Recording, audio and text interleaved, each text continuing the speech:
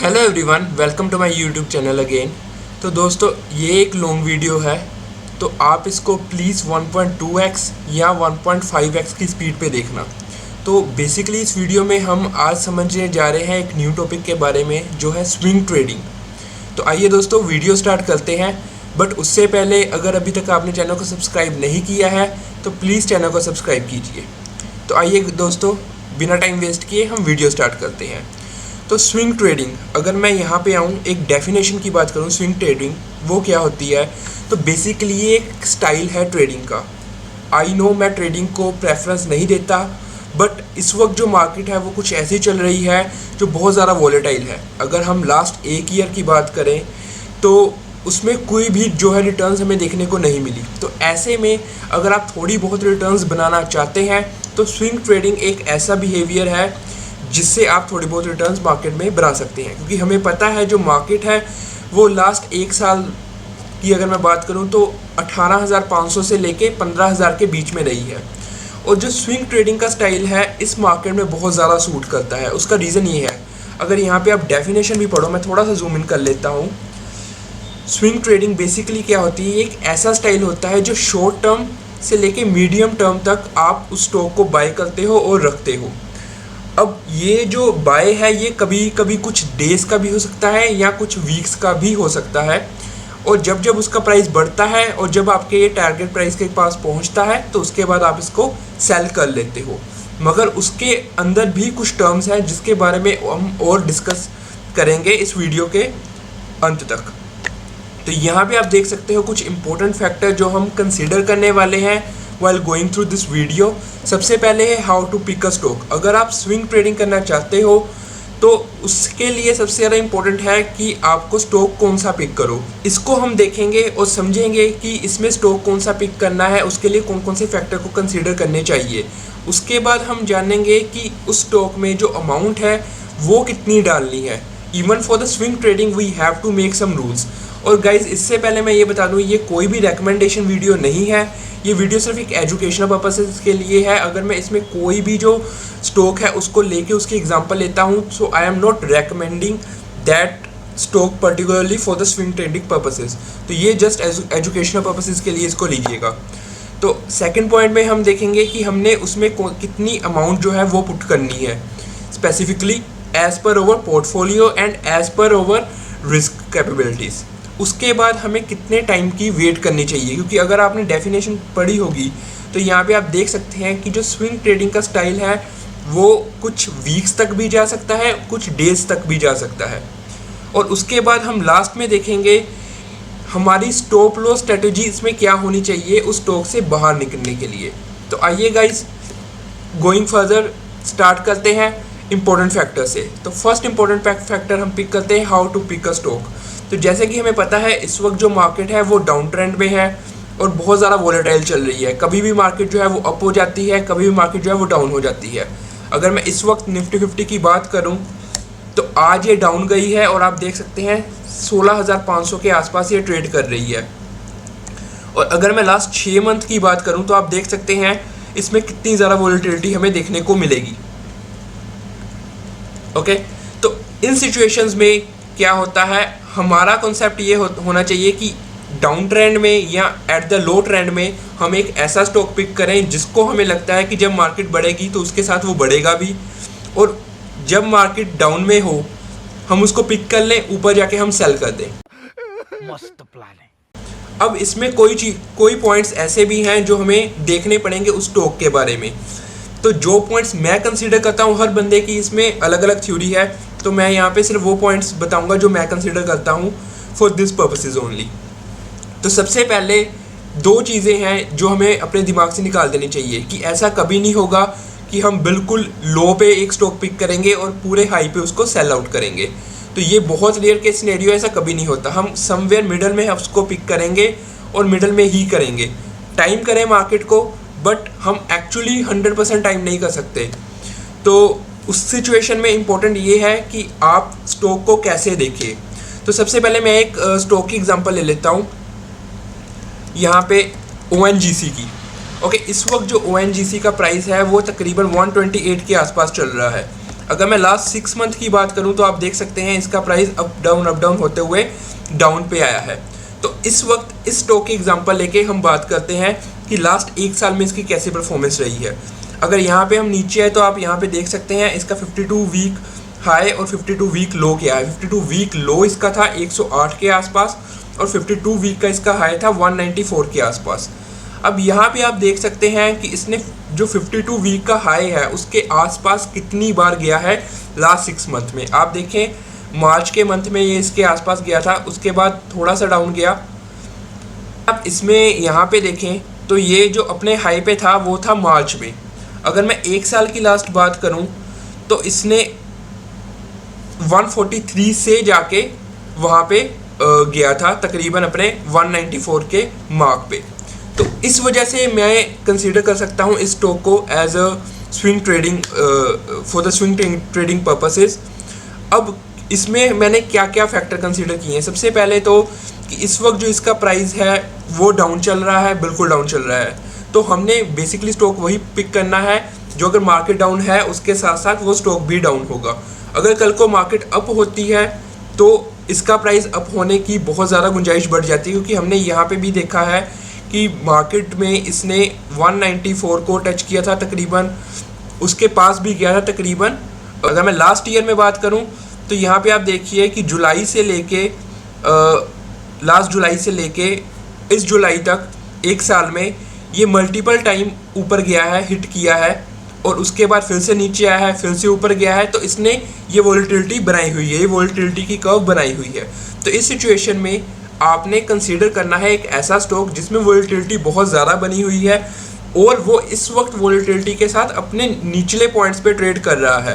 तो यहाँ पे हम देख सकते हैं ये लास्ट 108 के आसपास टच किया था और इस वक्त ये 129 के आसपास है। तो तकरीबन 20 से 30% अगर मैं बात करूं तो ऊपर है अपने 52 वीक लो से। बट इसका 52 वीक हाई करंट सिचुएशन से अगर मैं बात करूं तो तकरीबन 50% हाई पे बनता है।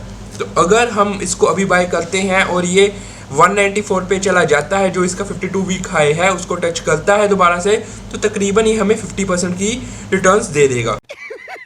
पैसा ही पैसा होगा। बट इस सिचुएशन में ये नहीं है कि हाँ जी हमें पता लग गया है और अब हम जितने भी हमारे पैसे हैं वो उठा के सारे स्टॉक में डाल देंगे और उसके बाद आराम से बैठ जाएंगे, क्योंकि ये तो भाई हमें 50% रिटर्न देने ही वाला है, ये गारंटीड है। तो इन सिचुएशन से बचना है, बहुत ज़्यादा ग्रीडी नहीं होना। तो स्टॉक मार्केट में बेसिकली आपको आपकी ग्रीड मारती है, उससे ज़्यादा कुछ नहीं मारता। जितने ज़्यादा आप ग्रीडी होते जाओगे उतने ज़्यादा आपके मरने के चांस जो है वो बढ़ते जाएंगे। इसलिए आपने सपोज ये स्टॉक एक चूज़ कर लिया है, उसके बाद आपने सेकंड पॉइंट पे आ जाना है that how much amount you need to put in that stock. Okay, क्योंकि ये इस वक्त बहुत ज़्यादा रिस्की स्टॉक है। आपने इसमें वॉलेटिलिटी देख ही ली है। अगर मैं बात करूँ तो आप सीधे सीधे देख सकते हैं कि लास्ट 1 साल में ये बहुत ज़्यादा वॉलेटाइल रहा है। उस सिचुएशन में जो इसकी रिस्क है बहुत ज़्यादा बढ़ जाती है। अब सपोज आपके पोर्टफोलियो में 100 रुपीज़ का आपका पोर्टफोलियो है, तो उसमें कितने पैसे जो हैं आपको इसमें निवेश करने चाहिए। तो इस सिचुएशन में आपको गाइस देखना पड़ेगा आपकी रिस्क टेकिंग कैपेबिलिटी का। अगर आपकी रिस्क टेकिंग कैपेबिलिटी ज़्यादा है तो आप 3 से 4% तक इन्वेस्ट कर सकते हैं। बट अगर आपकी रिस्क टेकिंग कम है तो आप उसके अकॉर्डिंग इन्वेस्ट कर सकते हैं। बट मैं आपको 4% से ज़्यादा इसमें निवेश करने की सलाह कभी नहीं दूंगा, और वो भी सिर्फ तब आप इसको कंसिडर करें जब आपकी रिस्क टेकिंग कैपेबिलिटी जो है वो बहुत ज़्यादा है। अगर आपकी रिस्क टेकिंग कैपेबिलिटी थोड़ी सी मॉडरेट है तो सपोज आपका अगर 100 रुपये का पोर्टफोलियो है तो आप इसमें 2% तक इन्वेस्ट कर सकते हैं, यानी कि 2 रुपये इन्वेस्ट कर सकते हैं। तो 100 रुपये दोस्तों मैंने सिर्फ एक एज एन एग्जांपल लिया है, एग्जांपल के तौर पे लिया है। इसमें आपका पोर्टफोलियो का कोई भी अमाउंट हो आप उसका 2% निकाल लीजिए और उसके अकॉर्डिंग ही उसमें इस स्टॉक में पर्टिकुलरली इन्वेस्ट कीजिए। तो सपोज आपका 100 रुपीज़ जो है पोर्टफोलियो है, हम उसको कंसिडर कर रहे हैं और आपने इस स्टॉक में 2 रुपये इन्वेस्ट कर दिए। अब हमारा थर्ड कंसिडरेशन इसमें फैक्टर क्या है, how much time you need to wait. तो आप इसके डाउन ट्रेंड से देख सकते हैं कि कितने टाइम में ये बार बार ऊपर जा रहा है फिर नीचे आके ऊपर जाने को हिट कर रहा है। अगर मैं यहाँ देखूँ तो ये अगस्त के आसपास में नीचे था और उसके बाद ये अक्टूबर में ऊपर गया। ये इतनी जल्दी ऊपर क्यों चला गया? क्योंकि उस वक्त मार्केट जो थी अप ट्रेंड में थी। मगर नवंबर की बात करूँ, नवंबर दिसंबर की, उसके बाद उसको ऊपर जाने में तकरीबन 3 से 4 महीने का टाइम लगा है। अगर आप देखें, ये दिसंबर में नीचे आया था, 134 के आसपास था, और उसके बाद इसको 180 प्लस पे तक जाने के लिए मार्च का टाइम लगा। यहाँ पे आप देख सकते हैं 7 मार्च तक ये उसके बाद अपने हाई को टच किया था। तो अगर मैं मोटा मोटा लगा के चलूँ तो 3 से 4 महीने का टाइम आप इस स्टॉक को दे सकते हैं, जिसमें आप रखेंगे अपना time horizon as a 3 to 4 months. अब आपको एक फैक्टर और कंसीडर करना है, आपने अगर 2% जो अपने अमाउंट का इसमें डाल रहे हो वो एक साथ नहीं डालना। ऑल्दो ये स्टॉक जो है वो इस वक्त लो पे चल रहा है, बट ये और लो जा सकता है। तो इस कंसीडर में आप क्या करोगे? सपोज आपकी 2% अमाउंट बनती है 10,000, let us consider this with an example. तो आपने 10,000 एकदम से सीधा इन्वेस्ट नहीं कर देने हैं, उसमें आपने सिप का फॉर्मूला लगाना है। ये सिस्टमेटिक कोई और इन्वेस्टमेंट जो है फॉर्मूला आपने लगाना है। तो आप क्या करोगे? आप वीकली इसको बाय करोगे या आप वीक में 2 बार या 3 बार बाय कर सकते हो, बट आप इसको एवरेज करने के लिए जाओगे, एकदम से सारा पैसा इसमें नहीं लगा दोगे। उससे क्या होगा? अगर ये इससे भी नीचे गिरता है तो आपकी एक अच्छी खासी डाउन में एवरेज बन जाएगी, जिसका अच्छा खासा अपवर्ड पोटेंशियल हो जाएगा। तो सपोज आप यहाँ पे इन्वेस्ट करना चाहते हो, आपने टोटल 10,000 इस स्टॉक में इन्वेस्ट करना है, तो इस सिचुएशन में आप इस पे 2,000 इन्वेस्ट करोगे, और जितनी बार भी ये 3% गिरेगा, 3 से 4% गिरेगा, हर बार आप उसमें 2,000 करके जो है इन्वेस्ट करते जाओगे, जब तक कि ये बिल्कुल स्टॉप नहीं हो जाता और आपकी जो लिमिट है वो भी पूरी यूज़ नहीं हो जाती इसमें। तो आपको ये फैक्टर भी कंसीडर करना है, क्योंकि ये आपके लिए going forward very very helpful रहेगा in swing trading purposes. And उसके बाद सबसे इम्पोर्टेंट पॉइंट है, what should be your stop loss strategy. तो अगर तो ये उसके बाद बढ़ जाता है, सपोज आप ये 100 रुपये तक आता है और आपने 100 रुपये तक पूरा फॉर्मूला वगैरह लगा के इसमें अच्छे तरह से इन्वेस्ट किया है, और उसके बाद ये ऊपर जाना शुरू हो गया है, मार्केट ने अप ट्रेंड देखा है और ये ऊपर जाना शुरू हो गया है, क्योंकि ये हम एक्सपेक्ट करते हैं। क्योंकि अगर इसका मैं 52 वीक लो देखूँ तो 108 है, तो मैं नहीं सोच रहा कि ये 100 से नीचे जाएगा।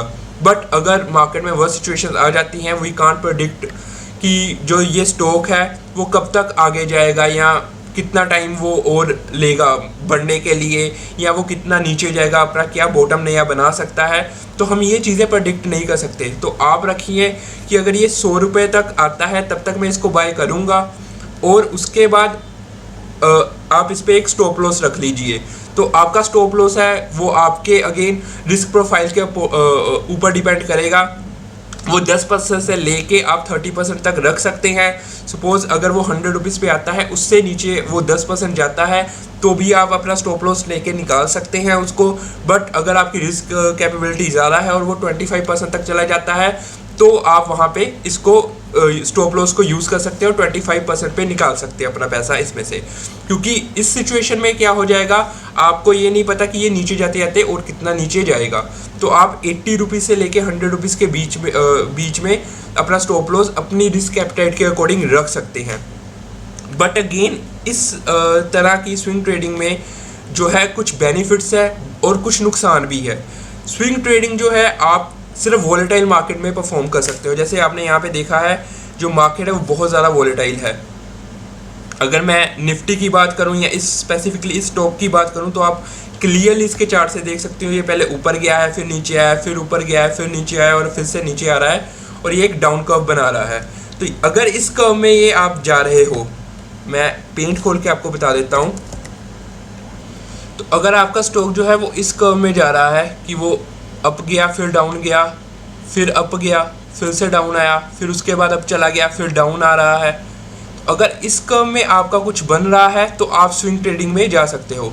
बट अगर वो सिर्फ अपवर्ड ही जा रहा है तो आप थोड़ा सा स्विंग ट्रेडिंग से बचिए उस सिचुएशन में, क्योंकि अगर मार्केट बुल रन में है तो कुछ ऐसी कर्व भी आपको देखने को मिलेगी। तो इस सिचुएशन में आपने जो है स्विंग ट्रेडिंग के लिए बिल्कुल नहीं जाना। और सिमिलरली अगर वो कुछ ऐसी कर्व बना रहा है बिल्कुल नीचे जाने की, तो तो उस सिचुएशन में भी आपने थोड़ा सा अवॉइड करना है, क्योंकि इस सिचुएशन में भी ये करंटली नीचे को ही हिट कर रहा है। आपने सिर्फ वो स्टॉक लेना है जो पिछले 1 साल में वोलेटाइल रहा हो। तो ये सबसे बड़ी कंसिडरेशन है जो आपने अपने माइंड में लेके आनी है while doing the swing trading. तो इससे गाइज आप अच्छे पैसे कमा सकते हो, बट कुछ चीज़ों का हमेशा ध्यान रखें। और मैं अगेन बोलना चाहूँगा कि ज़्यादा ग्रीडी ना हो।